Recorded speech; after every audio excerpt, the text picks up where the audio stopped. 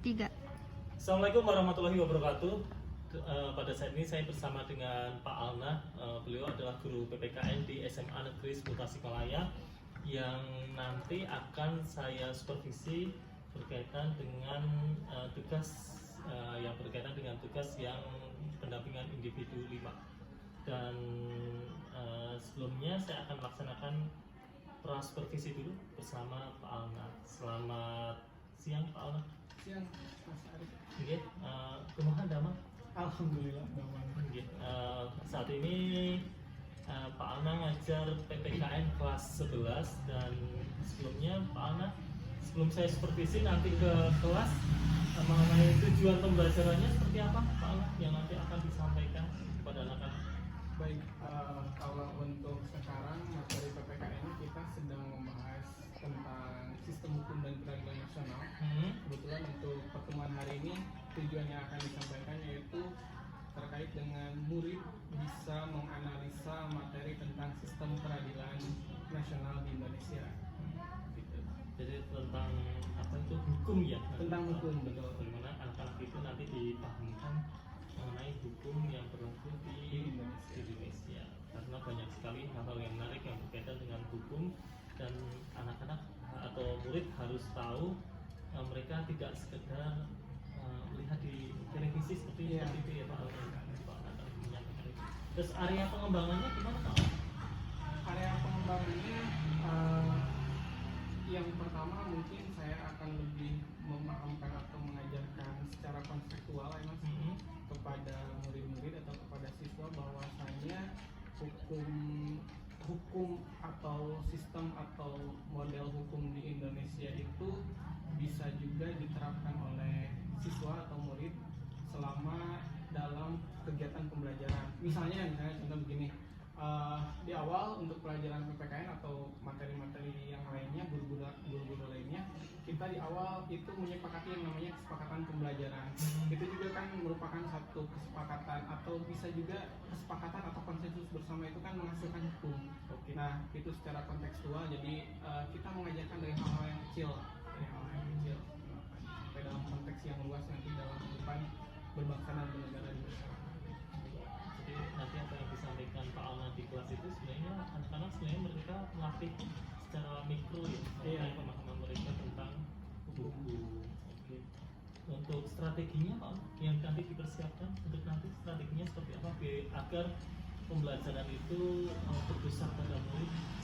Ya, strateginya agar pembelajaran berpusat pada siswa atau murid itu tentu saja kita sebagai guru atau pendidiknya itu harus diterima dulu oleh para murid di kelas. Kemudian yang kedua kita atau saya biasanya lebih interaktif diskusi karena PPKN itu cakupannya cukup luas apalagi dalam hal materi hukum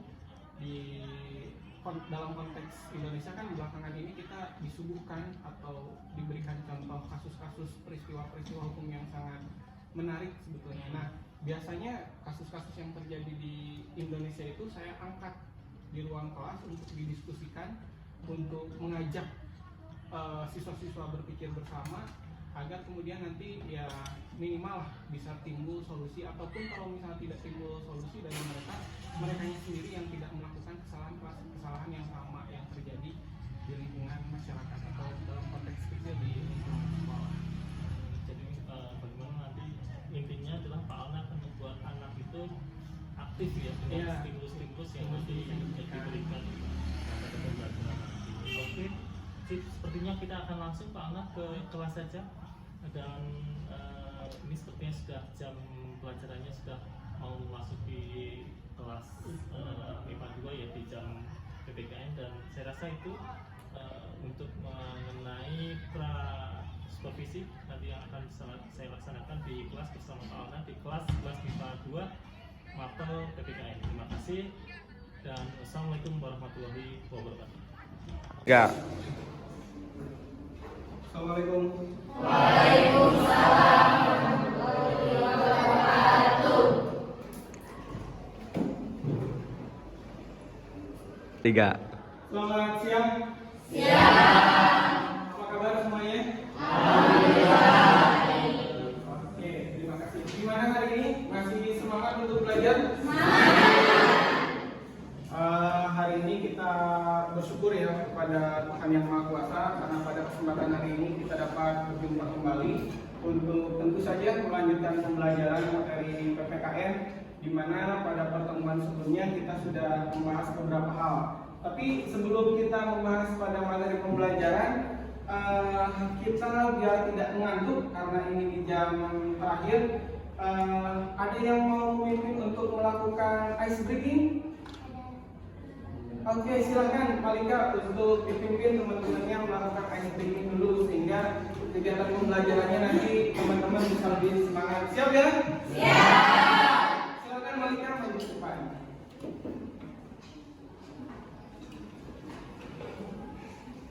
Oke guys, buat misi ice breaking kali ini kita mau nyanyi lagu Potong Bebek Angsa, tapi buat yang barisan ini liriknya diganti jadi la, yang ini di, yang ini le, yang ini lu, yang ini le, dan saya pribadi lo, oke?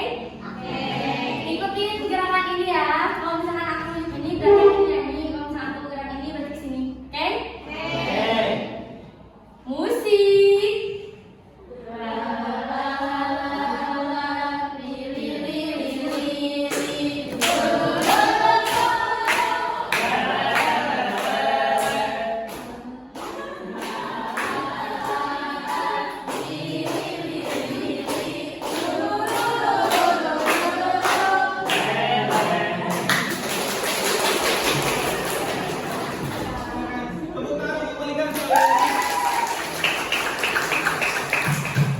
Terima kasih Malika ya yang sudah memimpin ice breaking di siang hari ini. Mudah-mudahan kalian menjadi tidak mengantuk ya, menjadi lebih semangat. Baik, nah sebelum memulai pembelajaran saya ingatkan kembali bahwa di dalam pembelajaran PPKN khususnya yang sudah disepakati oleh kita di awal pertemuan semester, bahwa ada beberapa yang harus dilakukan sama-sama. Yang pertama, selama pembelajaran PPKN tidak boleh menggunakan masker ya. Insya Allah kalau sekarang kita pemerintah juga sudah mencabut status pandemi, kecuali untuk yang sakit silakan dibuka. Itu yang pertama. Yang kedua, tidak ada penggunaan handphone di atas meja atau penggunaan handphone, kecuali nanti saya memberikan atau menugaskan kalian untuk menggunakan handphone. Seperti itu ya. Mohon itu untuk dipahami, dipatuhi bersama-sama sebagai kesepakatan kita di awal materi pembelajaran. Baik, sudah siap semuanya? Siap. Nah, hari ini kita akan melanjutkan materi pembelajaran PPKN. Materinya masih berkaitan dengan sistem hukum atau sistem peradilan nasional, ya. Di mana pada pertemuan sebelumnya sistem peradilan nasional ini atau kekuasaan kehakiman, kita setidak-tidaknya sudah membicarakan 3 lembaga kekuasaan kehakiman. Oke, yang pertama apa? Yang pertama Komisi Yudisial. Yang kedua apa? Yang ketiga Mahkamah Konstitusi. Nah, 3 lembaga peradilan ini itu menjadi penting untuk kita pelajari, mengingat nanti ini akan kita rasakan secara langsung dalam kehidupan sehari-hari. Sebagai contoh misalnya, di minggu ini ada isu yang sangat menarik sekali. Kalau misalnya kalian memperhatikan dan mengikuti dinamika perkembangan politik di Indonesia, kemarin ya Pengadilan Negeri Jakarta Pusat memutuskan untuk KPU agar dapat menunda pemilu kada di tahun rangkaian pemilu baik pemilu pusat maupun pemilu kada di tahun 2024. Ada yang mengikuti? Nah, itu kan salah satunya nanti yang akan kita pelajari ya. Jadi di Mahkamah Agung itu ada beberapa lembaga peradilan yang masing-masing lembaga peradilan itu mempunyai tugas dan kewenangan yang berbeda-beda antara satu lembaga peradilan dengan lembaga peradilan yang lainnya. Misalnya contoh di Kota Tasikmalaya ini yang pernah kalian lihat lembaga peradilan itu apa? Oke, satu betul artinya Pengadilan Agama. Yang kedua apa? Ada yang pernah melihat jalan pensil? Nah, di situ ada pengadilan apa? Pengadilan umum, ya. Kemudian ada pengadilan militer dan juga ada pengadilan tata usaha negara. ya. Jadi setidaknya ada 4 jenis lembaga peradilan yang ada di bawah kekuasaan Mahkamah Agung. Dimana sebelumnya kan kemarin kita sudah berbicara cukup banyak tentang kekuasaan Mahkamah Agung itu apa saja. Nah, sekarang kita akan membahas itu ya, 4 jenis lembaga peradilan yang ada di Indonesia. Tugas dan kewenangannya apa saja, agar jangan sampai nanti, mohon maaf, yang beragama Islam misalnya di sini mau mengurusi perebutan hak waris atau perebutan hak asuh anak, atau mohon maaf ada yang mau berpisah ketika sudah berkeluarga mengajukannya ke pengadilan negeri misalnya, itu kan tidak benar ya, sama dengan apa yang dilakukan oleh partai Prima kemarin ya, yang mengajukan gugatan atas ketidaklolosannya dalam peserta pemilu di tahun 2024 itu ke Pengadilan Negeri Jakarta ya. Dan yang lebih fatal lagi adalah pengadilannya yang menerima gugatan itu meskipun itu bukan kewenangannya ya. Kita bisa misalnya kembali lagi pada apa yang sudah dipelajari pada materi tentang klasifikasi dan penggolongan hukum ya. Kita masih ingat hukum berdasarkan sasarannya itu ada apa saja?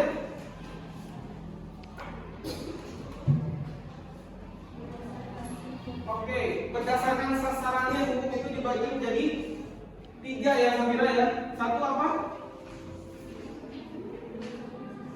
Oke, satu hukum yang disasarkan atau ditujukan untuk semua golongan tanpa terkecuali. Nah, itu yang kemudian disebut lembaga peradilan umum.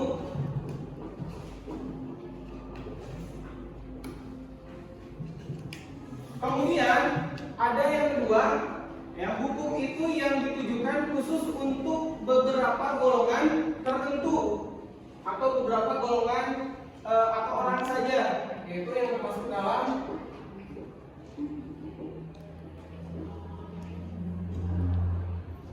peradilan agama. Yang pertama,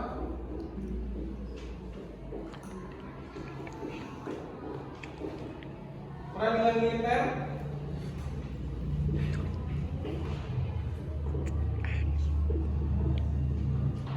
dan yang keempat peradilan TUN, tata usaha negara.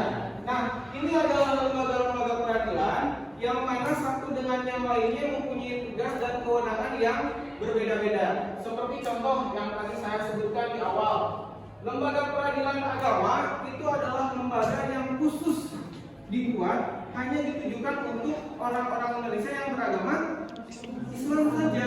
Ya, contoh kayak tadi hak waris, ya.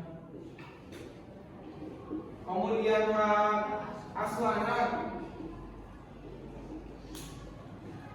dan yang lain macam sebagainya. Lantas bagaimana kalau misalnya orang Indonesia itu kan orang Indonesia itu beraneka ragam ya, heterogen, bahwa dari Sabang sampai Merauke itu atau negara itu setidak-tidaknya mengakui berapa agama? Berapa? 5? Arti 5? Oke, sebutkan arti. 1 Islam, 2 Hindu, Konghucu, Katolik. Udah 4 dong paling. Oke, ada yang mau menambahkan? Agama yang diakui oleh negara Indonesia itu ada berapa, Indri? Ada berapa?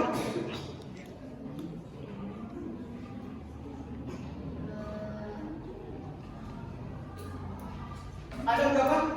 Catherine, ada berapa agama yang diakui di negara Indonesia? Ada berapa? Ya, ada 6. Ya, ada 6. Oke, Sofira sebutkan 1 2 3 4 5 6. Ya. Jadi ada 6 arti yang diakui agama di Indonesia. Oke, tepuk tangan untuk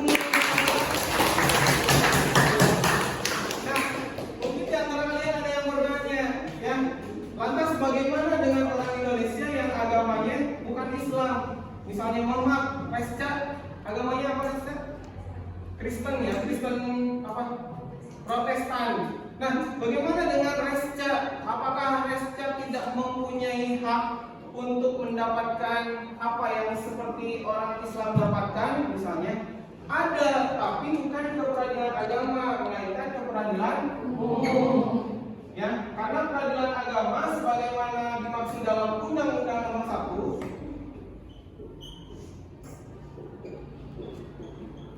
tahun 1974, Undang-Undang tentang apa? Tentang apa? Tentang perkawinan, ya. Undang-undang tentang pernikahan itu khusus hanya ditujukan kepada orang-orang Indonesia yang beragama Islam saja. Sementara di luar itu diselesaikan di peradilan umum. Makanya di dalam undang-undang ini atau dalam implementasinya di masyarakat, orang Islam dengan orang yang non Islam di Indonesia itu ketika mau menikah itu beda tata caranya, ya. Dan kalau orang Islam itu akan mendapatkan yang namanya buku nikah, kartu nikah, dan yang lain macam sebagainya, harus ke KUA dulu, gitu ya. Sementara kalau seperti Resca itu tidak, tapi haknya dan kewajibannya tetap sama. Tidak punya buku nikah, tidak ada kartu nikah, tapi melainkan nanti Resca akan mendapatkan yang namanya akta nikah, ya. Begitu juga agama yang lainnya di luar Islam. Nah begitu, ya. Ini peradilan umum, peradilan agama. Kemudian yang kedua ada peradilan militer. Peradilan militer ini juga termasuk peradilan yang khusus, ya, seperti peradilan agama. Khususnya kalau pengadilan atau peradilan militer itu ditujukan hanya untuk orang-orang yang berstatus militer atau bagi anggota TNI, ya. Nah kalau anggota TNI melakukan tindak pidana, misalnya tindak pidana, mohon maaf, dulu beberapa waktu yang lalu kalau masih ada yang ingat, ada seorang anggota TNI yang menabrak di Nagreg, sampai kemudian orang yang ditabraknya itu dibawa ke Sungai Serayu untuk dibuang, ya. Kemudian ketahuan, ditangkap, jadi di peradilan militer, ya. Jadinya di peradilan militer khusus untuk orang-orang militer. Kalau misalnya polisi gimana? Polisi militer bukan? Polisi militer bukan? Bukan, ya. Lantas polisi di mana keadilannya kalau misalnya polisi melanggar tindak pidana? Gimana? Gimana? Iya, di peradilan umum. Kemarin masih ingat Verdi Sambo? Ya, Verdi Sambo di mana diadilnya? Di Pengadilan Negeri Jakarta Selatan atau peradilan umum, ya. Yang mana Verdi Sambo itu meskipun polisi, tapi polisi bukan termasuk dalam kategori militer, melainkan para militer atau semi militer, begitu ya. Nah, peradilan militer TNI. Yang keempat, kemudian ada peradilan atau pengadilan TUN atau tata usaha negara. Indonesia menggunakan istilah TUN, tata usaha negara. Sementara ada beberapa negara lainnya yang menggunakan istilah HAN. HAN itu hukum administrasi negara, ya. Tapi kita di Indonesia menggunakan istilah TUN. Nah, peradilan TUN atau tata usaha negara sama dengan peradilan militer dan peradilan agama, masuk ke dalam kategori peradilan khusus yang tugasnya hanya khusus untuk menyelesaikan masalah-masalah atau sengketa yang sifatnya administratif, ya, administratif. Sama kayak kemarin tuh, seharusnya si partai Prima yang gagal lolos verifikasi untuk menjadi salah satu peserta pemilu di 2024 itu tidak mengajukannya ke peradilan umum, melainkan ke peradilan TUN. Sebelumnya harus ke Bawaslu dulu sebagai badan pengawas pemilu. Tapi dia berdalih, saya sudah melakukan ke Bawaslu tapi tetap kalah atau ditolak. Saya sudah mengajukan ke TUN, lalu kalah juga, ditolak juga. Terus saya mengajukan ke peradilan agama, dasar ke pengadilan negeri, pengadilan umum. Nah, jenjangnya tidak seperti itu, ya. Nanti setelah ini kita akan berbicara tentang tingkatan peradilan. Bahwa peradilan itu ada peradilan tingkat 1, peradilan tingkat 2, dan peradilan tingkat akhir, ya. Tapi bukan berarti kalau misalnya di sini ditolak, balik ke sini, di sini ditolak, balik ke sini, tidak seperti itu. Ya, karena tugas dan fungsinya beda-beda antara 4 jenis pengadilan yang ada ini. Bahkan misalnya kalau mau ditambahkan dari ketiga peradilan khusus ini itu bisa ditambahkan 2 lagi, yaitu ada pengadilan Ad hoc HAM, ya, khusus untuk menyelesaikan masalah-masalah atau sengketa hak asasi manusia, ya, pelanggaran HAM berat. dan satu lagi ada pengadilan tipikor. Ya, tapi secara umum tiga ini kita pelajari ini, tiga yang dulu ini aja. Baik, sampai di sini ada yang mau bertanya dulu sebelum nanti kita akan lanjutkan pada tingkatan peradilan di Indonesia. Silakan yang mau bertanya. Oke, silakan Malika. Ya. Ini kan peradilannya beda. Betul. Nah, itu hukum apa ya? Hakim-hakimnya sama atau beda juga? Baik. Oke, baik. Terima kasih Malika. Mungkin sebelum saya jawab, nanti ada yang mau bantu menjawab pertanyaan dari Malika. Kata Malika, di sini ada 3 jenis peradilan. Apakah hakim di masing-masing peradilan ini itu berbeda atau sama? Oke. Ada yang mau menjawab pertanyaan Malika? Indri, silakan. Boleh?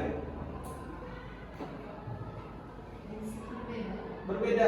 Oke, kenapa berbeda Indri? Oke, betul ya. Tentu saja hakim-hakimnya itu berbeda ya.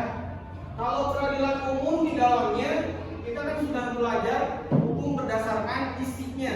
Isi hukum itu setidaknya ada 2, ada publik dan ada privat. Publik itu atau pidana, privat itu atau perdata. Betul. Nah, di sini itu ada hakim yang spesialis gitu ya. Bukan spesialis, khusus untuk menangani masalah-masalah pidana dan khusus menangani masalah perdata. Kalau kalian masih ingat, di 3 minggu yang lalu ketika kita melakukan studi banding ke UMY, salah satu rektor atau pematerinya menyampaikan bahwa dunia hukum atau materi hukum itu dimonopoli, ya, termasuk di hukum itu sendiri kan ada banyak cabangnya. Ada hukum pidana, ada hukum perdata, ada hukum internasional, ada hukum perdagangan, ada hukum anak. Nah, masing-masing itu dimonopoli. Hanya satu orang untuk satu jenis hukum yang dikuasainya. Jadi berbeda. Ya, di peradilan agama tentunya berbeda. Di peradilan militer berbeda. Di peradilan militer itu kalian tidak akan mengenal istilah PU, penuntut umum. Ya, di peradilan agama juga tidak ada PU. Karena di sini sifatnya perdata. Ya, yang ada itu nanti pihak pelapor dan terlapor, gitu ya. Tidak ada PU. PU itu apa?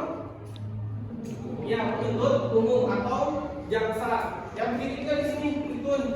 Ya, karena ini tidak ada penyelesaian masalah pidana. 3 jenis peradilan ini, pidana itu hanya di sini. Plus perdata kalau ini pidana dan perdata. Yang perdatanya misalnya apa? Kayak tadi yang Islam, terus perbuatan-perbuatan melawan hukum, ya, melakukan perjanjian, kemudian ingkar terhadap perjanjian yang dilakukan. Itu juga ada di peradilan umum. Ya, kemudian di sini istilah PU ada PU penuntut umum, tapi istilahnya menjadi auditor dari kalangan militer juga. Hakimnya juga dari militer, Malika. Jadi bukan dari sipil. Nah, begitu Malika. Baik, ada lagi yang mau ditanyakan? Silakan. Kalau tidak, kita lanjutkan pada tingkatan peradilan ya. Tadi saya sampaikan bahwa peradilan itu mempunyai setidaknya 3 tingkatan. Pengadilan tingkat 1, pengadilan tingkat 2, dan pengadilan akhir. Oke. Atau istilahnya saya pernah atau misalnya saya bertanya kepada kalian dengan pertanyaan semacam ini. Apakah hukum dalam tanda petik bisa ditawar? Bisa. Dalam tanda petik ya. Apakah hukum dalam tanda petik bisa ditawar? Bisa. Kenapa bisa ditawar? Artinya apa bisa ditawar? Diringankan, melakukan pembelaan, melakukan upaya hukum. Nah, hukum itu misalnya kemarin kita ambil satu kasus contoh konkret Ferdi Sambo, ya. 13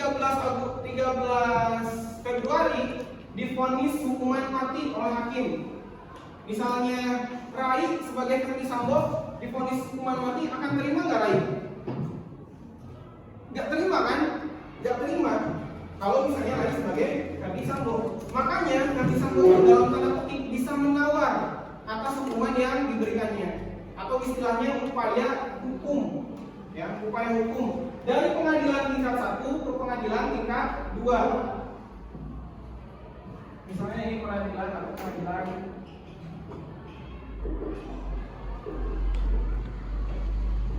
Nah, ini pengadilan tingkat tingkat 1 pengadilan negeri, ya, atau ke sampingnya pengadilan agama. Di atasnya ada pengadilan yang kedua.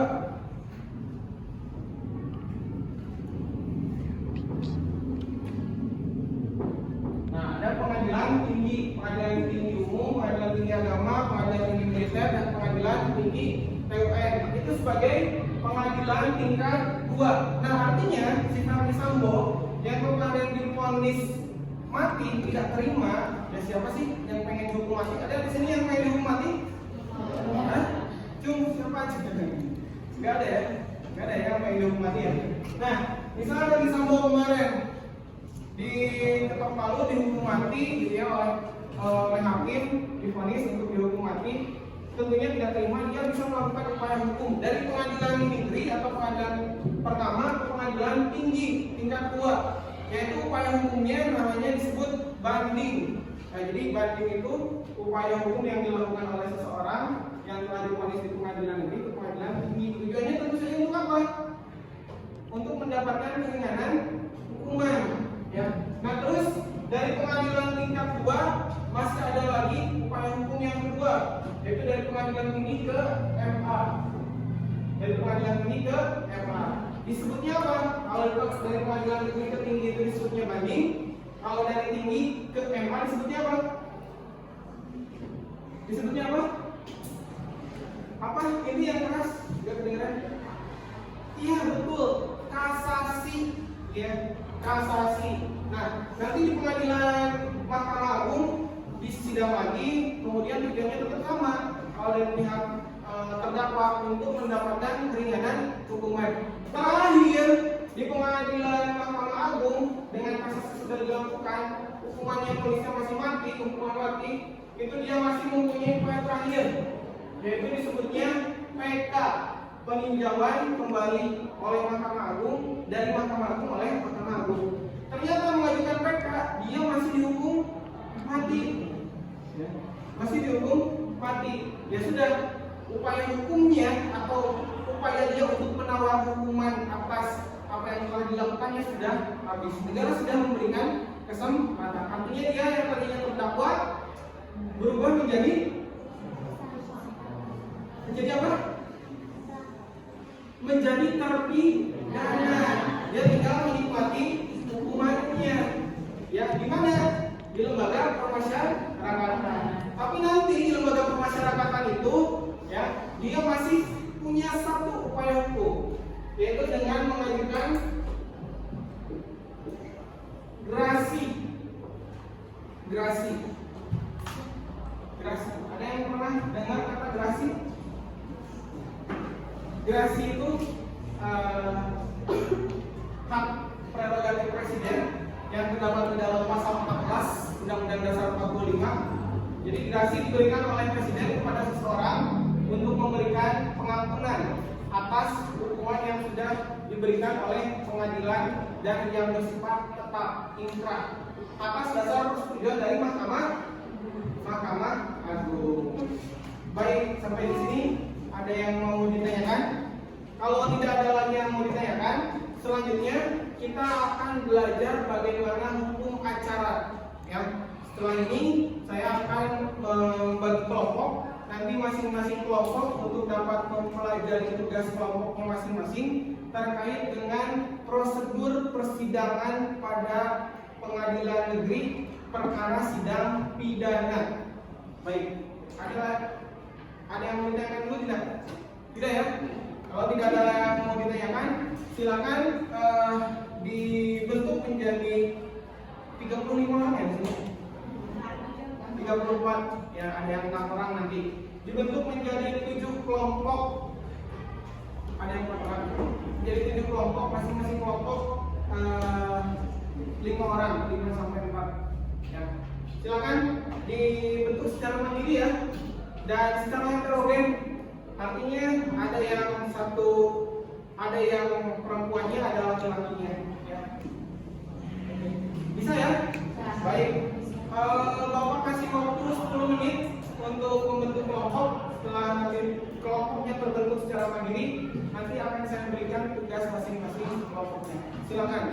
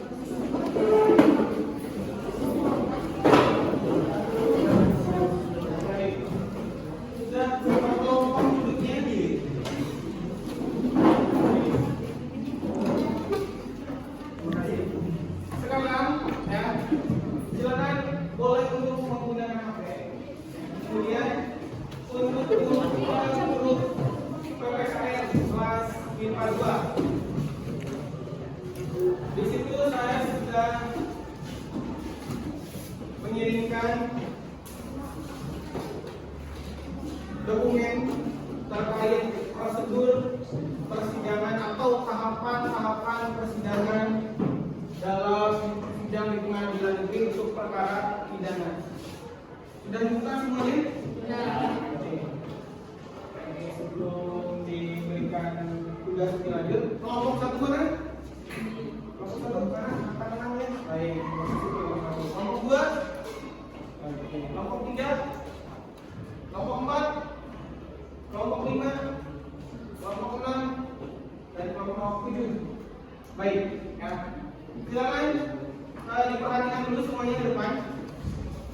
Jadi di peradilan atau tahapan atau prosedur peradilan perkara pidana pengadilan negeri itu setidaknya ada 4 agenda sidang. Ya, ada 4 agenda. Yang pertama ada sidang pemeriksaan. Ya, tentu saja yang diperiksa adalah terdakwanya. Kemudian ada agenda pembacaan surat dakwaan oleh penuntut umum. Ya. Yang kedua ada agenda pembuktian masing-masing pihak, yaitu pihak yang berperkara antara terdakwa dengan tim penasehat hukumnya melawan atau dengan jaksa atau penuntut umum. Untuk masing-masing pihak dapat mengajukan bukti. Tentu saja untuk pihak terdakwa untuk meringankan tujuannya putusan hakim nanti. Kemudian kalau penuntut umum jaksa untuk memberatkan atau menguatkan dakwaan yang sedang diberikan.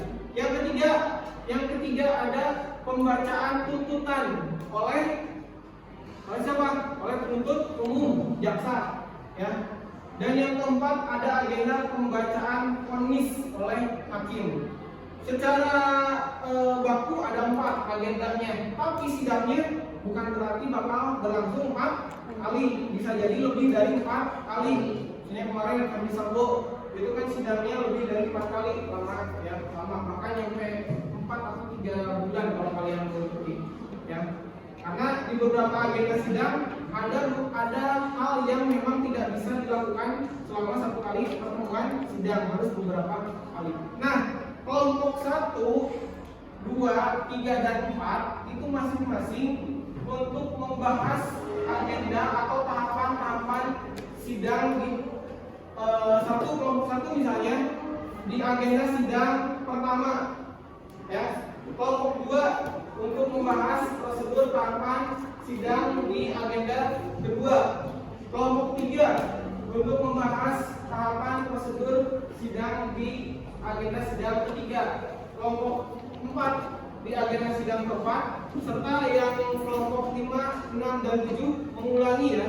Berarti kelompok 5 sama dengan kelompok 1 agenda sidang yang pertama, kelompok 2 agenda sidang kelompok 6 agenda sidang yang kedua, dan kelompok 7 untuk membahas agenda sidang yang ketiga. Begitu.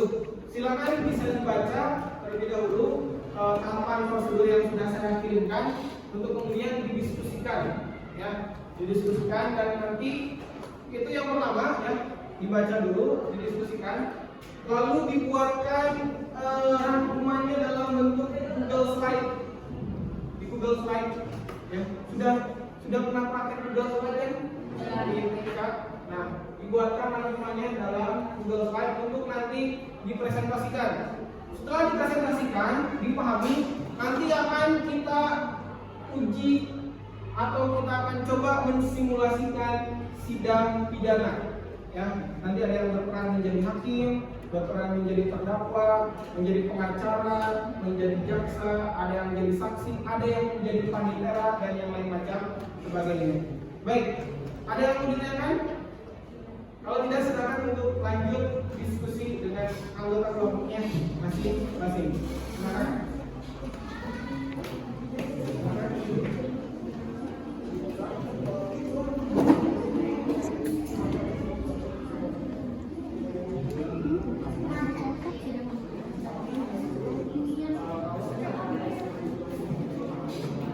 Tiga. Baik, diskusinya tadi sudah dilakukan bersama-sama, ya. Saya sudah berkeliling ke setiap kelompok, dan masing-masing kelompok saya rasa sudah berhasil mendiskusikan terkait dengan tugas yang harus diselesaikannya oleh kelompok masing-masing. Untuk yang pertama, silakan untuk maju kelompok pertama, yaitu kelompoknya Indri. Silakan. Beri tepuk tangan untuk Indri. Nah, kelompok Indri nanti akan menyampaikan hasil diskusi terkait dengan agenda sidang pertama. Silakan, Indri.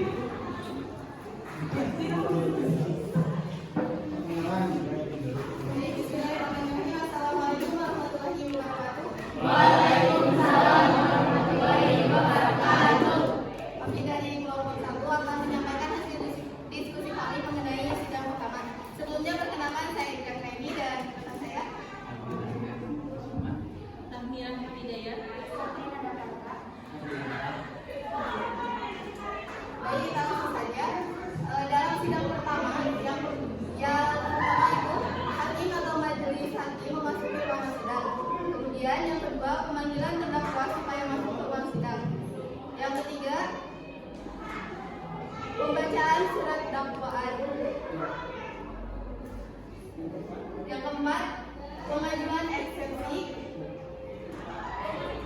Mungkin itu ya, itu yang tahapan-tahapan yang dilakukan dalam sidang pertama. Apakah ada yang ingin ditanyakan? Alika dari kelompok pertama. Ya, silakan dikenalkan.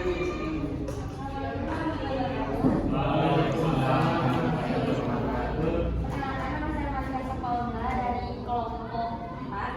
Di sini saya ingin bertanya apa yang dimaksud dengan eksepsi. Yang Baik, terima kasih saya sudah bertanya. Eksepsi itu keberatan yang dimiliki oleh pihak terdakwa untuk menyangkal dakwaan penuntut umum. Jadi di sini akan ada saatnya pihak terdakwa mengajukan keberatan terhadap apa saja yang diajukan oleh penuntut umum. Didakwakan. Ya, yang didakwaan. Begitu Malika? Silakan Malika ngambil lagi. Oke, ada lagi yang mau ditanyakan? Saya rasa cukup terwakili ya oleh kelompok Malika. Silakan kelompok 1 dapat menutup kegiatan diskusi ini. Silakan. Baik, mungkin itu saja yang dapat kami sampaikan. Mohon maaf atas kekurangannya. Akhirul kalam, wassalamualaikum warahmatullahi wabarakatuh.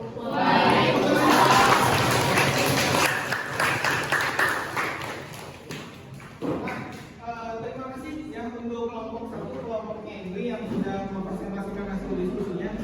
Jadi itu sepintas ya, sepintas tentang proses peradilan yang ada di Indonesia dengan agenda sidang pertama pada perkara pidana. Nah, selanjutnya mengingat waktu yang sudah semakin sempit, mepet ya, untuk diskusi nanti akan kita lanjutkan pada pertemuan selanjutnya. Untuk kemudian saya akan menyampaikan beberapa hal terkait dengan apa yang sudah kita lakukan di pembelajaran pertemuan hari ini. Yang pertama ya, bahwasanya setiap orang yang salah itu bukan berarti kita yang benar bisa melakukan apapun kepada orang yang salah. Sebelum putusan pengadilan diketok sampai dengan inkrah atau tetap, maka orang yang diduga bersalah itu punya yang namanya asas praduga tak bersalah agar tidak disangka. Artinya kita tidak boleh main hakim sendiri. Nah, itu yang pertama. Yang kedua, bahwa di dalam Indonesia, di dalam negara Indonesia, negara hukum, ya pasal 1 ayat 3, negara Indonesia adalah negara hukum. Segala sesuatu yang perlu diselesaikan itu tidak boleh main hakim sendiri, melainkan harus menempuh jalur hukum. Nah, itu setidak-tidaknya nanti yang harus kalian implementasikan, amalkan dalam kehidupan sehari-hari, dalam perilaku pertemanan dengan teman sekelas ataupun dengan teman di lingkungan sekolah. Lebih-lebih nanti kalian juga bisa mengimplementasikannya dalam konteks yang sangat luas di kehidupan berbangsa dan bernegara. Misalnya nanti kalau misalnya semua memiliki kesadaran hukum yang tinggi, ya, maka negara Indonesia itu akan lebih maju dari seperti apa yang kita lihat sekarang. Sebagaimana cita-cita saya yang pernah saya ungkapkan kepada kalian, sekiranya sekolah kita itu tidak mempunyai pagar, gitu ya, tidak punya pagar pembatas, tapi tingkat kehadiran di sekolahnya itu sangat bagus, itu salah satu contoh atau menunjukkan bahwa di lingkungan sekolah kita itu tingkat kesadaran hukumnya sangat tinggi. Nah, saya rasa untuk pertemuan hari ini cukup sekian. Nanti kalian silakan dipelajari lagi di rumah materi-materi yang sudah dipelajarinya. Minggu depan kita bertemu lagi. Terima kasih atas perhatiannya. Assalamualaikum warahmatullahi wabarakatuh. Waalaikumsalam warahmatullahi wabarakatuh.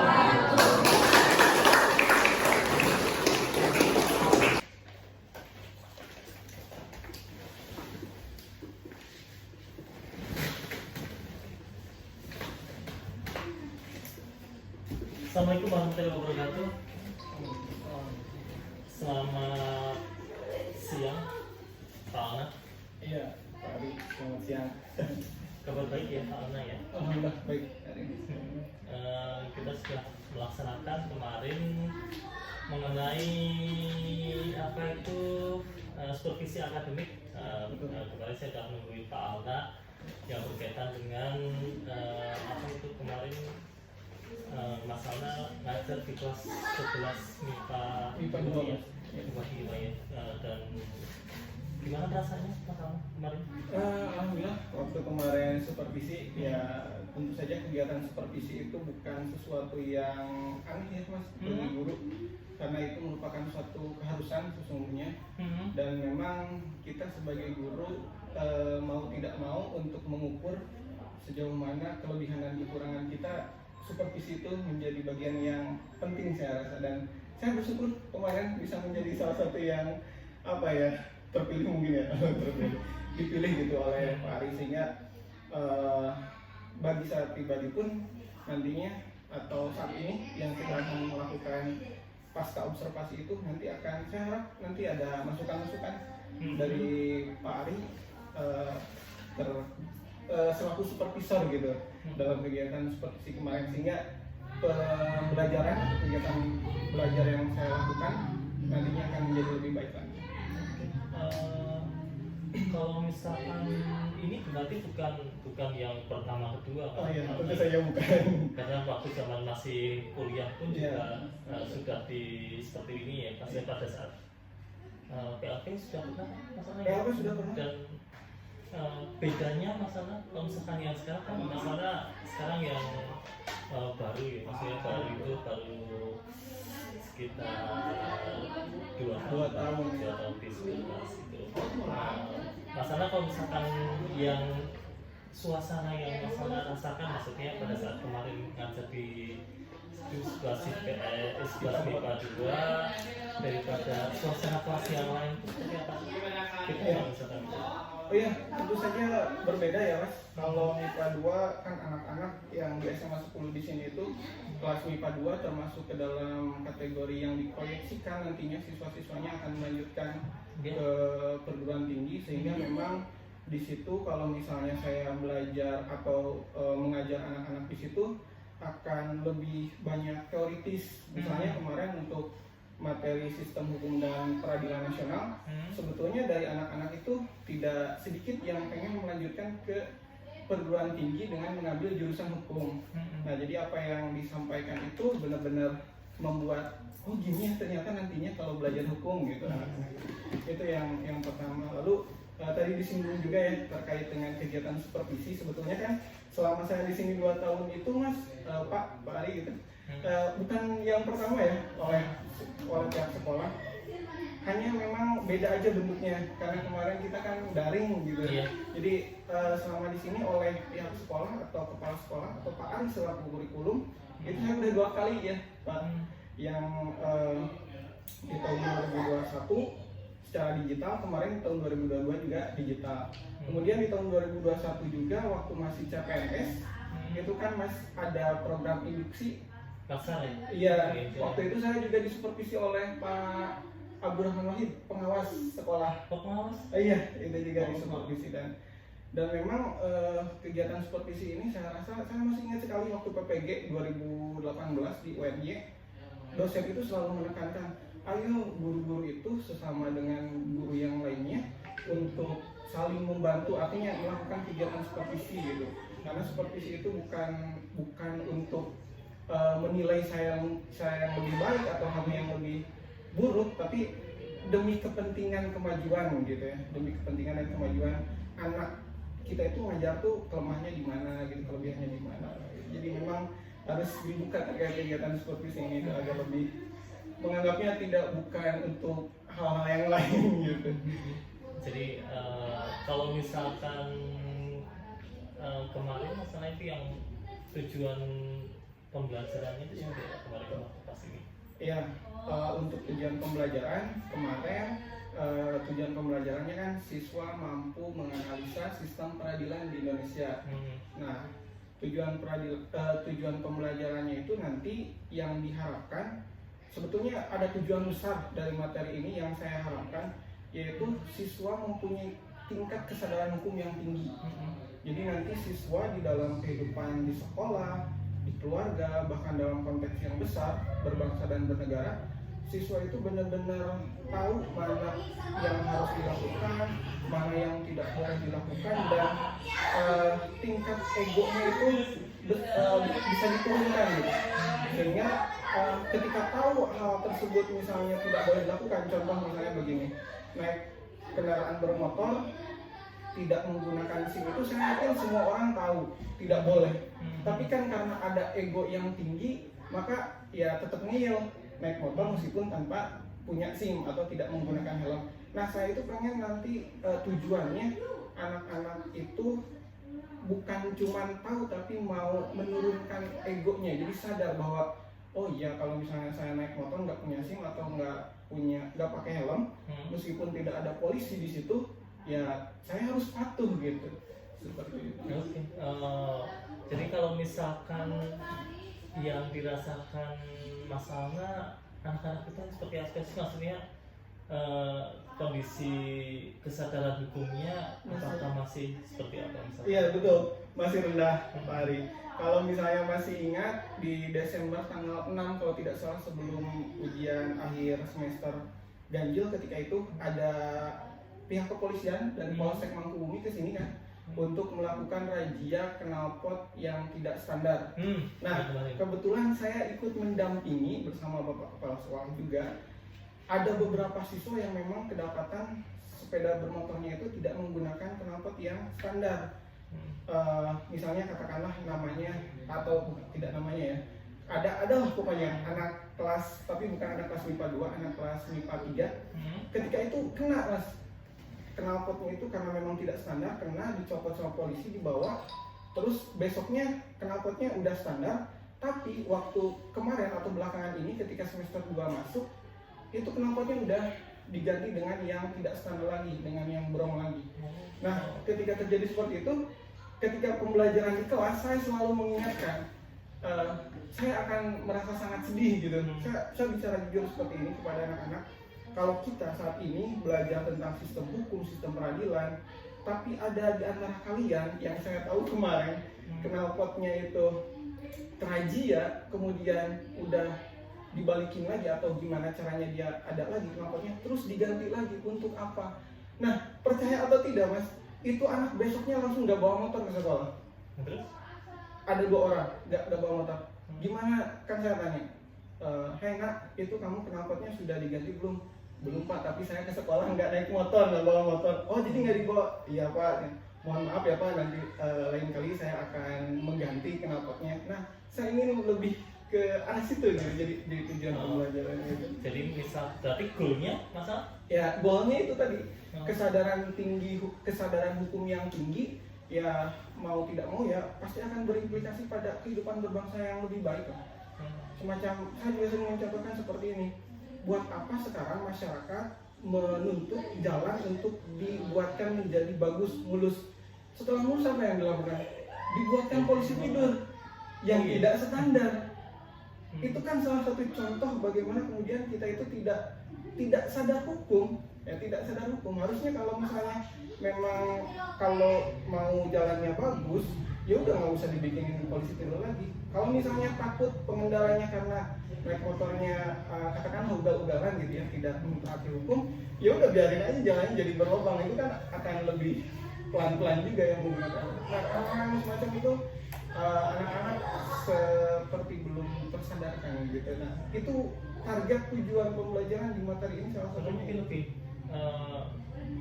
lebih mentingin gengsi mungkin. Iya, ego tadi. Ego yang dia hadapkan. Kalau misalkan dia apa itu yang dia hadapi sehari-hari, apakah mungkin gaul apa itu prestis atau gaul di mata teman-temannya itu lebih bagus, itu lebih dipedulikan mungkin ya daripada mereka itu harus lebih taat ke hukum. Masa kalau misalkan kemarin waktu pas di kelas, menurut Mas Alna tercapai nggak, maksudnya anak-anak itu pada memahami nggak sih apa yang disampaikan sama Mas Alna? Karena kemarin waktu pas saya kan bilang ke anak-anak itu jangankan anak-anak, saya saja memperhatikan banget loh dengan beberapa aspek yang kaitannya dengan hukum. Nah, menurut Mas Alna kemarin yang memperhatikan di kelas itu anak-anak gimana sih, maksudnya responnya pada saat Mas Alna itu ngajar itu? Untuk bisa mengatakan apakah misalnya anak-anak itu memahami atau tidak, tentu saja tidak bisa hanya dilakukan dalam satu kali pertemuan pembelajaran ya Mas atau Pak, karena memang ada alat ukurnya yang barangkali ya, misalnya nanti ulangan harian dan yang lain sebagainya. Tapi secara sepintas kalau misalnya dari yang saya ilustrasikan tadi, misalnya anak, meskipun anak yang lainnya itu dia minimal setidaknya mempunyai rasa malu. Kalau misalnya rasa malu itu tumbuh, berarti ya materi yang kita sampaikan atau yang kita berikan itu ya setidaknya nyampe juga ke hati mereka gitu, hati mereka. Tentang 1 sampai 10 keberhasilan Mas Alna Tentang 1 sampai 10 menurut Mas Alna sendiri. Kalau saya tentu saja berharap dan saya menginginkan gitu bahwa kegiatan pembelajaran saya yang saya lakukan itu tidak sia-sia, dan kalau saya yang gitu seperti itu, saya akan mengatakan ya 9,5 gitu. Berarti kalau misalnya setengahnya apa? Setengahnya maksudnya setengahnya yang menjadi kendala kemarin menurut Mas Alna itu seperti apa? Maksudnya kan sudah setengah nih. Ya. Berarti ada setengah Ya, poin, setengah nilai yang tidak tercapai. yang tidak tercapai itu Karena jujur Pak Ari, kalau misalnya Pak Ari kemarin memperhatikan juga ketika kegiatan pembelajaran itu ada beberapa siswa yang memang tidak fokus ya. Kemarin kan kita supervisinya di jam pelajaran terakhir, kalau misalnya dilihat ada 2 sampai 3 orang itu yang apa ya, sampai ketiduran, bahkan ketiduran waktu pembelajaran itu. Jadi ya itu mungkin yang termasuk 0,5%. Tapi kalau misalkan anak-anak kan karena apa itu kondisinya mungkin kita berada jauh dari jalan raya umum ya maksudnya kondisi kita di jalan Mangkubumi atau di daerah Mangkubumi yang masih masuk lagi, yang dengan kondisi sekolah zonasi, berarti apa itu banyakkan siswa berarti cuma di daerah-daerah sini, sedangkan kita memiliki lokasi yang kurang lebih 10 km dari pusat kota Tasik. Di Citapen itu kalau misalkan dulu saya ngontrak di sana itu kan sekitar 9 kilo. Jadi kalau dari Citapen berarti ya sekitar 10 kilo ke sini tuh, berarti agak jauh. Apakah itu juga menjadi penyebab menurut Mas Alna, apakah itu juga bisa menjadi penyebab anak-anak itu tidak peduli dengan hukum gitu Mas? Karena mereka terbiasa ya seperti ini saja hidup, maksudnya bukan hidupnya, kesehariannya itu jauh dari pengawasan kepolisian, tapi pengawasannya ya di lampu merah dan sebagainya. Apakah itu juga menjadi penyebab faktor apa itu geografis anak-anak di kita itu yang mereka ya agak-agak gimana ya, enggan dengan hukum itu ya tadi menurut Mas Alna ya, menurut saya tentu saja hal itu menjadi penyebab juga. Karena misalnya contoh, kalau misalnya untuk tadi yang disampaikan oleh Pak Ari gitu ya, kalau siswanya rumahnya jauh dari pusat kota ke sini, pasti melewati beberapa perempatan, beberapa persimpangan yang di situ ada polisi biasanya. Itu biasanya anak-anaknya pakai pakai helm gitu ya, dan mungkin kalau misalnya tidak pakai helm harus memilih jalan-jalan yang tidak ada polisinya. Tapi untuk yang deket-deket justru yang deket-deket itu karena merasa rumahnya deket, misalnya sepanjang jalan Karikil ini dari Cigantang kah atau di Cipari kan di depan sana, karena yang memang tidak ada polisi gimana ya, dan dia orang sini, jadi dia tidak menggunakan helm itu karena ya alasannya itu, lah Pak rumah saya dekat gitu Pak, rumah saya cuma di situ lah. Ini juga yang menjadi apa ya, rasa tanggung jawab saya secara tidak langsung gitu ya, ketika kita kan sekolahnya baru aja ini ya Pak Ari, pergantian kepala sekolah. Kepala sekolah yang baru itu dari Garut. Ketika beliau Bapak Suhartono kesini pertama kali, kebetulan piket bareng ngobrol dengan saya, nanya, Pak ini kok anak-anaknya nggak pada pakai helm ya, apakah rumahnya emang deket-deket gitu. Padahal di Garut kata beliau, meskipun deket sekolahnya, anak-anak itu pasti pakai helm. Oh iya Pak, kata saya itu seolah seakan apa ya, saya itu oh begini, ini ternyata apa tanggung jawab, salah satu tanggung jawab guru PPKN ini untuk mensosialisasikan hukum itu kan, terkait bahwa ya memang di Undang-Undang tentang Lalu Lintas nomor 22 tahun 2009 ya siapapun dekat atau jauh gitu ya harus punya kegiatan hukum, menggunakan helm dan sebagainya. Ya. Apa menjadi kendala masalah kenapa siswa anak kita itu bisa seperti itu? Yang pertama secara umum saya melihatnya banyak motivasi sih, dimotivasi mereka ke sekolah itu banyak yang belum pure murni untuk ya saya datang ke sekolah untuk belajar gitu. Karena kan kita tidak bisa memungkiri dari sekian siswa yang saya ajar misalnya, semua siswanya datang ke sekolah mempunyai niat yang kuat untuk belajar. Tapi beberapa di antaranya ada yang memang itu tadi cari perhatian gitu ya, dengan sengaja menggunakan motor dengan knalpot bising dan yang lain sebagainya. Jadi ya pendidikan kan tidak bisa sepenuhnya dibebankan kepada sekolah. Jadi orang tua juga punya andil besar dalam mendidik anak gitu ya, agar ya misalnya tidak terjadi apa ya, distorsi gitu ya, tidak terjadi kalau misalnya saya sama bapak saya kok nggak apa-apa knalpotnya berisik, tapi sama gurunya ya atau sebaliknya, itu kan jadi faktor yang penyebab juga gitu. Karena kan terkadang guru itu malah lebih diikutin ya, diikutin daripada mungkin orang tua di rumah ini masalahnya. Dan masalah dari setelah 2 tahun masalah di sini dan mungkin mengajari PS2 MIPA 2 itu udah 2 tahun juga kan? 2 tahun juga. Kalau misalkan kemarin khususnya di MIPA 2, kesempatan apa yang masalah bisa untuk bisa untuk diramu agar suasana kelas itu lebih menurut masalah itu lebih hidup lagi ya. Jadi tadi beberapa kendalanya kemarin, kalau misalkan kendala kemarin masalah, kalau misalkan saya nanya ke kesempatan, faktor kendala yang paling utama di MIPA 2 yang paling masalah waktu pas ngajar di kelas, kenapa anak-anak itu tadi sampai tidur atau sampai ini tuh kendala yang paling utama itu kenapa mereka itu sampai ada 2 orang ya yang paling satu yang kurang fokus itu kendala utamanya. Betul. Apakah mereka tidak memang dia motivasi rendah atau gimana? Ya.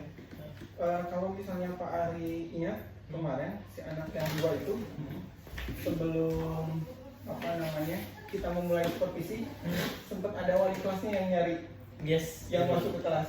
Nah wali kelas itu mau datang dan meminta atau memanggil anak itu ya, yang sebelumnya memang saya sudah memberikan laporan kepada wali kelas bahwa ada 2 anak di kelas MIPA 2 itu yang memang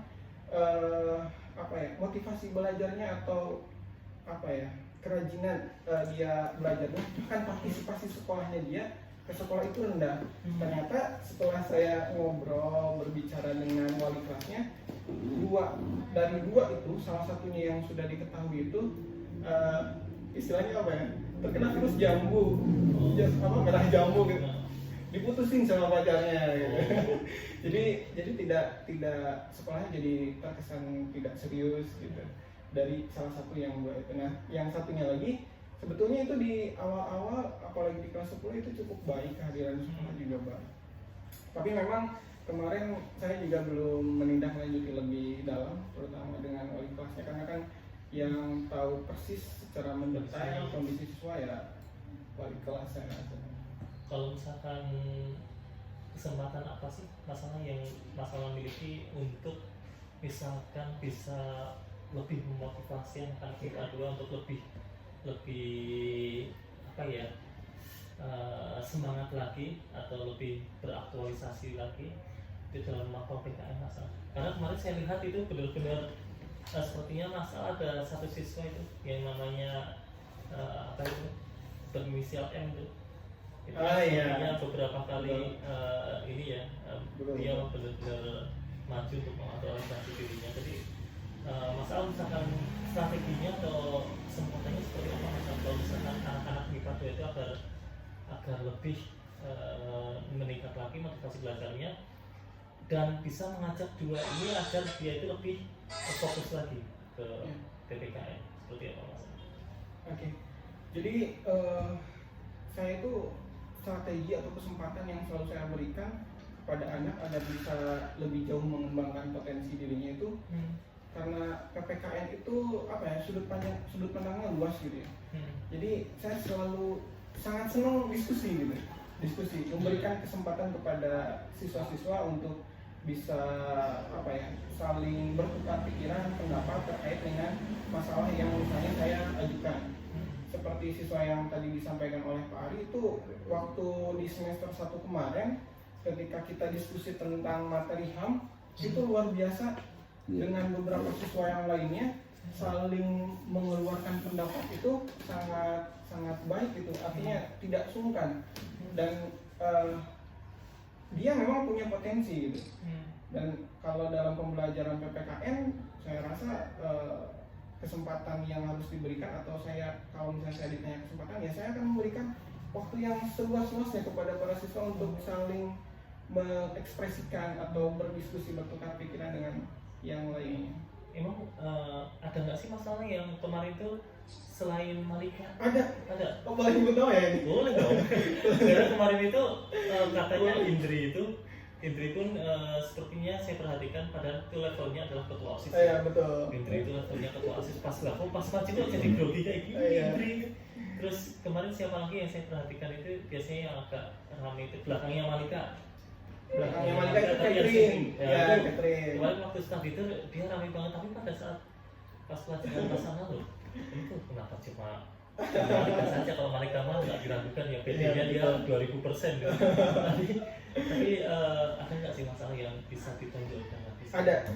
Selain karena boleh menyebutkan apa ya? ya? Boleh dong. Malika, Indri, tentu saja Kalau Catherine. Anggi juga termasuk. Anggi termasuk. Kemudian Safira, Mas. Yang di belakang Indri, yang 2 baris dari belakang Indri. Itu juga kalau misalnya diajak diskusi luar biasa itu. Bisa kalau misalnya saya pecah menjadi 4 kelompok. Satu kelompok ada Anggi, satu kelompok Catherine, satu kelompok Indri, satu lagi Safira. Itu yang berempat itu bisa saling, menurut saya ini loh yang benar gitu. Terus kemarin kenapa itu pada Nah, itu? kemarin itu kenapa ya? Mungkin karena dilihatin Mas Ari gitu ya. Karena dilihatin Mas Ari. Karena kemarin apa ya, Mas, saya sampai dalam hati saya ini Mas, ini serius nih Mas, dibalik ini ya. Dalam hati saya itu saya serius nih. Andaikan kalau misalkan situasinya seperti ini Mas, beradik-adik. Kalau misalkan Malika nggak ada terus gimana ini kemarin situasinya? Apakah jadi apa ya, situasinya itu lagi jadi dingin gitu Mas, simulasi itu? Karena kemarin kayak benar nggak sih kalau misalkan terlalu terpusat dengan ini Malika itu yang sebetulnya tidak menjadi masalah karena di beberapa kesempatan Malika itu memang aktif ya anaknya di organisasi, dia aktif di pramuka terutama dan dia sering dispen. Kebetulan sering dispen pas pelajaran saya. Nah ketika diskusi dilakukan memang yang lainnya pun bisa bukan mengambil atau menggantikan peran Malika gitu ya. Mungkin karena ada faktor wah ada ada Malika nih teman-temannya mungkin ya, Hmm. pasti nih kalau misalnya diskusi Malika yang ngomong misalnya kayak gitu. Tapi kalau misalnya nggak ada Malika, yang lainnya pun ikutan mencurahkan isi pikiran atau pendapatnya. Cuman kadang memang ada beberapa yang sungkan gitu. Nah saya suka apa ya, membantunya dengan cara, oh gini loh, si Anggi misalnya melakukan telepati ke saya, dia yang ingin saya bicarakan itu kayak gini, silakan dijawab, bener kan Anggi kayak gitu misalnya, kayak gitu.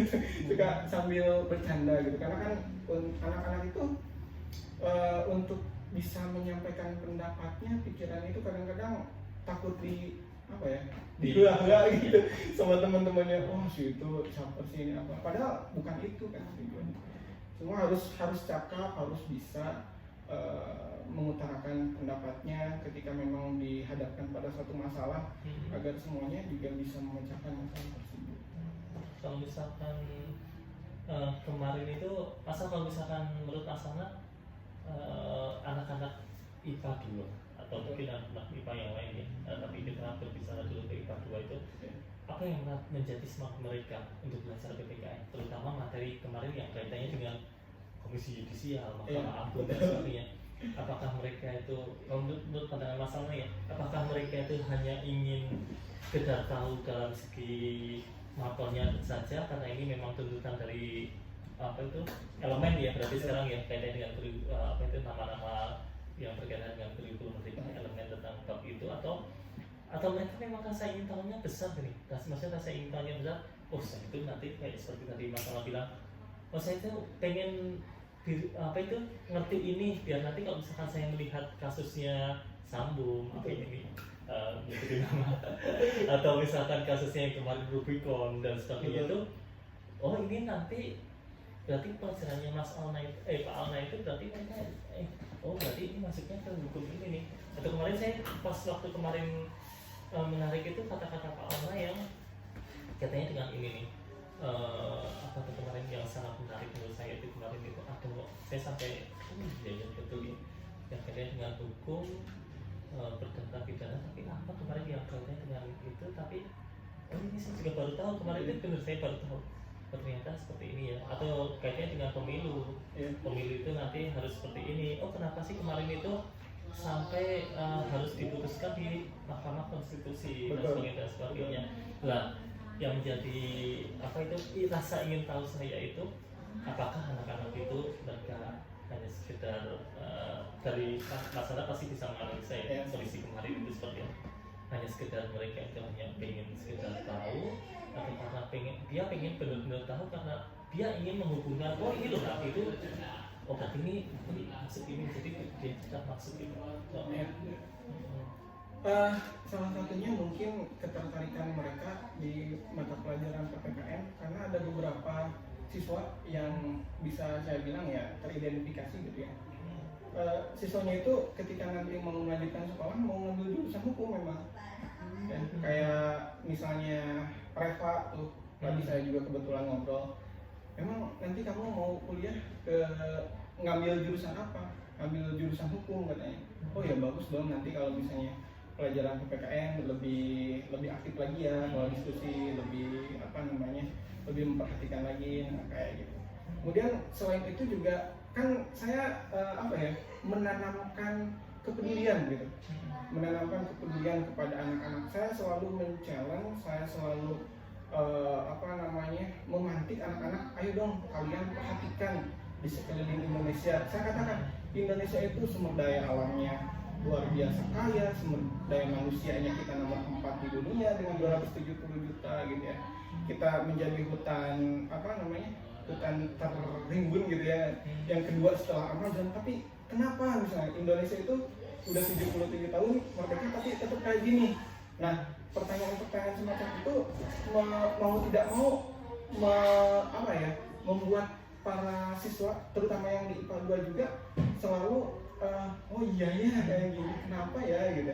Nah selalu menarik ya, berasumsi, berspekulasi.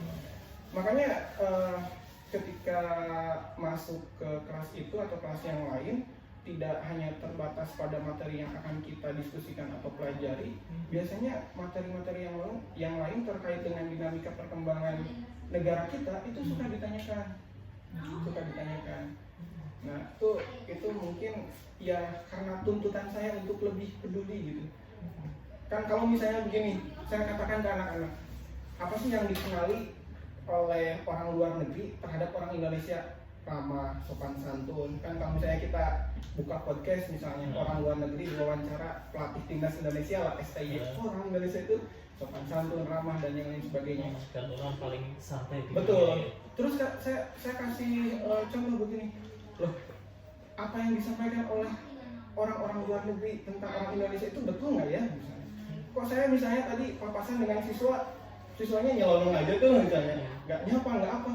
Sebetulnya yang dilihat oleh mereka itu apa gitu? Atau siapa sebetulnya? Apa yang orang Indonesia Tapi itu? jangan-jangan secuek-cueknya masyarakat Indonesia itu menurut mereka Enggak, apa gitu. masa kayak gitu gitu. Nah itu juga itu yang suka saya contohkan atau sampaikan ke anak-anak. Jadi ayo dong, kita itu punya ideologi yang sangat bagus. Ideologi kita Pancasila itu kan kalau misalnya benar-benar bisa diamalkan dalam kehidupan sehari-hari, itu saya yakin kondisi negara kita itu tidak akan ya katakanlah seterpuruk ini gitu. Jadi kita bisa jauh lebih baik dengan segala sumber daya yang kita miliki. Oke, Mas Al, setelah kalau misalkan kemarin waktunya selama kurang lebih hampir 90 menit ya, 2 jam pelajaran itu, apa itu menurut Mas Alna cukup nggak untuk menjelaskan seperti itu kemarin? Dengan waktu 90 menit materi yang disampaikan tentu saja tidak akan cukup, ya tidak cukup karena materi tersebut kalau misalnya terpotong gitu ya, terjeda dengan pertemuan yang selanjutnya, biasanya anak-anak akan kehilangan fokus, jadi apa ya, bukan ambiar gitu ya, mungkin karena udah harus dihadapkan dengan mata lain, fisika, kimia gitu. Jadi ya apa yang dibahas pada pertemuan itu biasanya di pertemuan selanjutnya itu mereka jadi kurang tertarik, bukan kurang tertarik, biasanya jadi ada isu baru yang dibahas. Jadi ada isu baru. Kalau misalkan kemarin kan juga dibagi kelompok dan sebagainya, Mas Alna, kekuatan apa yang dimiliki oleh MIPA 2 agar kemarin itu menurut Mas Alna agar apa itu situasi kelas itu semakin hidup? Kekuatannya Apakah anak-anaknya yang tapi anak-anaknya cuma itu saja kemarin yang ngomong. Iya betul. Maksudnya kekuatan apa yang apa itu situasi belajarnya, apakah apa itu keseriusan atau kefokusan belajarnya, atau memang karena memang IPA 2 itu kebanyakan anak-anak organisator ya. Iya. Jadi kalau misalkan itu kekuatan Mas Alna kalau misalkan, tapi setiap aparatur pelajaran kan pasti memiliki apa itu analisa yang berbeda. Tapi untuk yang PPKN seperti apa Mas? Untuk di mata pelajaran PPKN yang saya lihat dari karakteristik anak-anak MIPA 2, mungkin mereka lebih kebanyakan ya, karena memang Pak Ari juga melihatnya seperti itu dan saya juga tidak bisa memungkiri begitu. Mungkin apa ya istilahnya, bukan orang-orang yang tipe orator, tapi tipe penulis gitu. Nah mungkin kedepannya yang saya lakukan selain memang diskusi dalam bentuk lisan, nanti saya juga akan mencobanya dalam bentuk tulisan. Apakah memang kalau misalnya diganti dengan model seperti itu, mereka bisa jauh lebih mengungkapkan apa isi hatinya, pikirannya gitu. Oke, masalah apakah ada sesuatu yang khas? Tadi kan goalnya adalah anak-anak dia bisa menyadari secara sadar bahwa hukum itu memang seperti ini tanpa disuruh. Tapi menurut Mas Alna kemarin itu analisanya yang kemarin itu ada nggak situasi yang menurut Mas Alna itu masih mengganjal itu harusnya tuh gitu loh, kayak gini tuh kalian tuh harusnya harapan Mas Alna kemarin pertemuan kemarin itu harusnya kalian tuh seperti ini loh, tapi belum didapatkan tweetnya itu seperti itu. Ya, ada, tentu saja ada. Karena selain tadi yang disampaikan yang aktif ketika pembelajaran PPKN hanya orang-orang tertentu itu saja, apa ya, ada beberapa siswa yang karena gimana ya, harusnya itu beberapa siswa mungkin ya yang ada kasih siswa yang kamu tuh harusnya kemampuan kamu itu lebih dari ini. Kenapa sih kamu diem saja sih? Kalau bahasanya Pak Ari itu harus los dol gitu. Harus los aja ungkapin, jangan takut nanti si A akan mengomentari seperti ini, si B mengomentari seperti ini, harusnya los aja gitu. Terus yang keduanya mungkin ada beberapa siswa yang secara apa ya, bukan secara personal, ya mungkin bisa disebut secara personal karena saya juga termasuk suka apa ya istilahnya, mungkin mendisiplinkan. Ada beberapa siswa yang memang mungkin tidak suka secara personal kepada saya karena ya ada suatu dan saya gitu ya. Jadi kalau udah tidak diterima ya susah gitu. Mungkin itu yang harus diperbaiki. rencana berapa masa? Rencana ke depan harapannya nanti bukan cuma beberapa orang-orang tertentu saja atau siswa tertentu saja yang aktif. Rencana ke depan ya mungkin nanti saya juga akan minta saran ke Pak Arif agar bisa lebih mengembangkan atau membuat kegiatan pembelajaran lebih baik, lebih diterima lagi oleh siswa. Mungkin itu rencana ke depannya ya.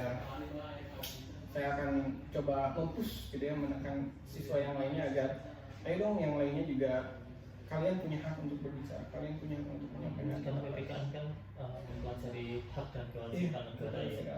Jadi pada saat itu memang anak-anak bisa tentunya nanti seperti apa sih ya penekanannya ya, masih ditekankan untuk yang seperti itu. Kalau misalkan yang masalah prioritasnya seperti apa? Maksudnya prioritas yang paling dekat dilakukan untuk rencana kedepannya itu, maksudnya rencana yang paling dekat, rencana prioritas agar anak-anak seperti tadi Mas Mama itu anak-anak semuanya aktif ya. Jadi tidak hanya tanda kutip tadi Malika, Indri, Safira dan Catherine. Jadi apalagi yang cowoknya itu kayaknya sedikit banget yang ngomong gitu ya. Paling anti sama Surya kalau yang laki-laki ya. Jadi rencana prioritasnya masalah seperti apa sih?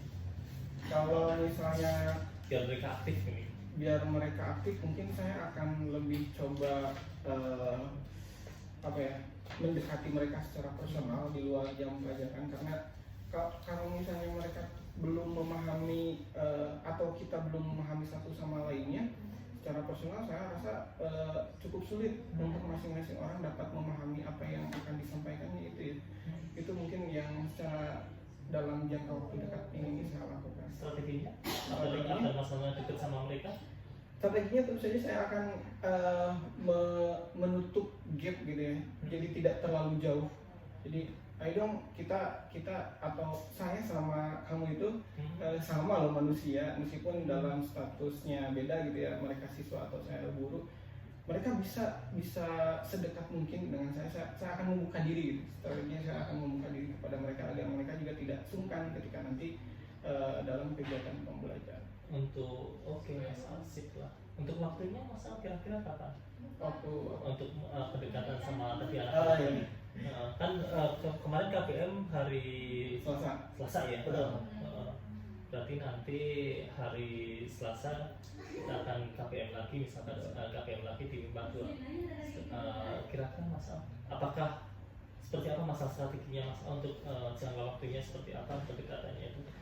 Kalau misalnya waktu kita bisa melakukannya di luar jam pembelajaran PPKN, misalnya karena saya mungkin termasuk juga yang suka mengajak siswa-siswa untuk ayo dong ke masjid, ayo pacaran, misalnya sambil mengajak itu di luar jam pembelajaran. Ketika ke sana saya juga membicarakan hal-hal yang sifatnya misalnya kamu ayo dong kalau misalnya lebih aktif lagi kalau pas pembelajaran PPKN gitu. Mungkin nggak kalau misalkan lewat WA bisa nggak Mas? Lewat WA saya rasa bisa dan ya mungkin itu perlu dicoba juga ya, karena untuk era sekarang saya rasa iya pendekatan menggunakan media. Jadi pada intinya Mas Al menyampaikannya hal yang apa itu santai itu pada saat di luar jam pelajaran. Iya betul.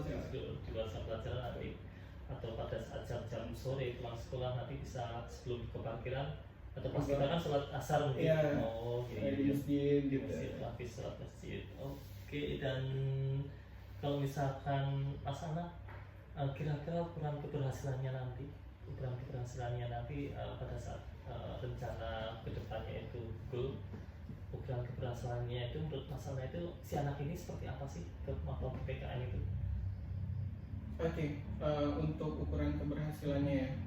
Jadi saya mengharapkan tentu saja anak-anak akan lebih tertarik berminat terhadap kegiatan pembelajaran PPKN.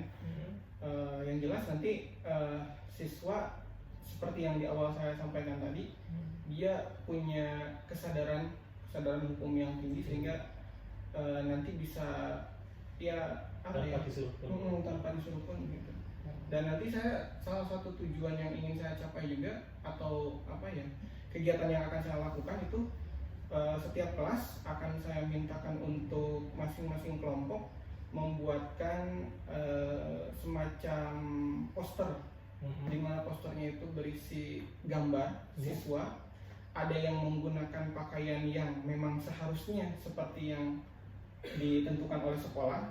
Contoh siswa dengan menggunakan pakaian yang rapih, benar, baik. Kemudian di sampingnya ada yang kebalikannya, yang negatifnya. Sehingga nanti itu dan dipajang di kelas, sehingga nanti itu akan menjadi apa ya, pengingat juga secara tidak langsung kepada siswa. Oke, tadi goalnya adalah kembali lagi ya, anak itu dia memahami secara betul dan sadar bahwasanya mereka itu harus mematuhi hukum. Masalah kalau misalkan pasti kan ada 1-2 gangguan ya, atau cara mengatasi gangguan itu seperti apa? Masih gangguan tadi katanya masalah seperti anak-anak yang katanya itu takut karena sering di masalah oprek-oprek. itu lagi cara mengatasi hal-hal seperti itu. Oke.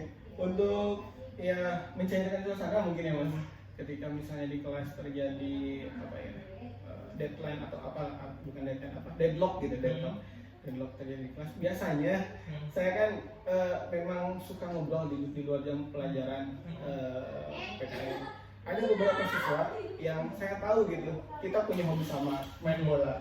Oh iya. Tim favoritnya saya tahu, si A tim favoritnya Oh, gitu. Kayak kemarin itu sebetulnya hari Selasa gitu kan. Tapi saya nggak mau bahas itu. Tapi kan hari ini menang. Kan. Saya biasanya, ayo dong kamu misalnya cemberut gara-gara timnya tadi malam kalah ya gitu. Itu biasanya nanti itu. Saya paham Mas.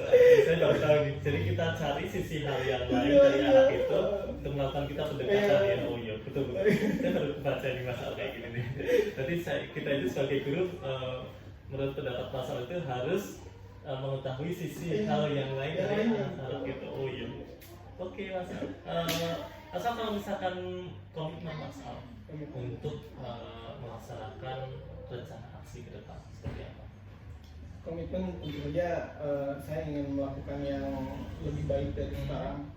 Saya ingin apa yang saya lakukan atau apa yang saya sampaikan kepada siswa-siswa di setiap kelas itu bukan hanya sebatas di kelas, tapi mereka juga mengaplikasikannya dalam kehidupan sehari-hari. Ya cita-cita saya ya itu. Jadi hal sekecil apapun hal yang kita bisa berikan kepada negara dengan profesi yang kita jalani masing-masing ini itu ya saya ingin berdampak positif lah terhadap kehidupan berbangsa dan bernegara. Apalagi Pak Ari, kalau misalnya kita ingat 2045 kita punya visi misi Indonesia emas. Iya betul, karena Golden Generation dan itu karena masalah ya seperti kita ketahui Jepang itu sampai kekurangan generasi emas karena mereka sangat terlatih ada yang tidak mau menikah, tidak mau punya anak, tidak mau negara-negara maju mulai berkurang ya generasi emasnya. Sementara kita bonus demografinya kan, dengan kondisi yang seperti ini saya rasa yang dicita-citakan di 2045 itu akan menjadi cukup berat gitu, karena menjadi apa ya, semacam ya pastilah tanggung jawab moral gitu ya untuk kita pelajari SMA 10 kita ini. Khususnya untuk SMA 10. Masalah siapa dan apa yang dapat membantu Mas Ana untuk melaksanakan komitmen ini? Siapa yang bisa diajak atau misalkan untuk komitmen ke depan agar kelasnya Mas Ana itu oke dan bisa sesuai dengan harapan masyarakat, dan apa yang harus dilakukan, maksudnya bagaimana ke depannya nanti untuk melaksanakan, maksudnya siapa saja dan apa yang harus dilakukan. Ya, yang harus dilakukan tentu saja kolaborasi Mas. Karena kalau misalnya saya melakukan itu sendiri saya rasa berat gitu ya, karena dalam tanda petik power saya itu lemah sekali karena hanya sebatas guru. Tapi kalau misalnya kita berkolaborasi dengan sekolah misalnya melalui Pak Ari misalnya sebagai kurikulum, nanti kita merumuskan satu tata tertib yang benar-benar bisa dipatuhi oleh semua elemen, itu rasa saya rasa itu lebih mudah gitu ketimbang saya dengan power yang kecil sebagai guru kan tidak bisa mengeluarkan kebijakan apapun. Dan yang saya ingin lakukan tentu saja saya ingin mendapat dukungan dari pihak sekolah, jadi jangan sampai saya berkata A tapi sekolahnya berkata B gitu ya. Dan ya itu ya siapa yang wali kelas bisa nggak Mas? wali kelas Untuk maksudnya yang diajak untuk itu untuk siswa untuk wali kelas, iya wali kelas pasti bisa. Sama kayak tadi yang saya sampaikan, ketika saya mendapati ada satu siswa di MIPA 2, kemudian saya komunikasikan dengan wali kelas, ternyata siswa tersebut mengalami putus cinta dengan pacarnya itu. Berarti butuh juga guru ini ya, misalkan seperti Bumina. Ya betul, guru-guru BK. Oke Mas Al, jadi intinya Mas Al harus atau sebisa mungkin harus juga berkolaborasi dengan Wakasek ataupun dengan wali kelasnya dan juga dengan guru BK yang misalnya. Dan oke Mas Al, dan intinya adalah nanti Mas Al mudah-mudahan nanti bisa melaksanakan pembelajaran yang diharapkan, yang tentunya pada kemarin saya memang takjub itu dalam artian kok saya itu sampai ngikutin loh kemarin itu masih sampai ngikutin. Kan kemarin saya kalau masalah lihat saya berangkat biasanya kalau misalkan dulu ya waktu pas saya supervisi bapak ibu guru gitu atau juga supervisi itu ya paling saya bicara tuh nulis habis itu saya perhatikan yang lain. Tapi kemarin memang saya benar-benar ngikutin nih karena beberapa banyak hal yang saya belum tahu secara maksimal. Karena PPKN sama sosiologi kan nyambung, banyak yang punya, tapi ternyata masalah juga menyampaikannya dengan begitu mudah dicerna bagi cuma memang masalah memang mungkin memang kelemahannya mungkin ya. Nah, kita memang sahabatnya memang masih harus ditingkatkan. Oke. Masalahnya pokoknya terima kasih atas kerjasamanya dan mudah-mudahan masalahnya akan menjadi guru yang selalu diidolakan bagi anak-anak dan selalu ditunggu kehadirannya ya. Karena kemarin memang pembelajaran sudah terpusat pada siswa dan ternyata masalah kemarin sudah membahagiakan siswa dengan siswa itu diberikan keleluasaan untuk memilih kelompoknya. Dan juga satu lagi kemarin briefingnya juga dan selesai. Oke, terima kasih Mas Al dan terima kasih. Assalamualaikum warahmatullahi wabarakatuh.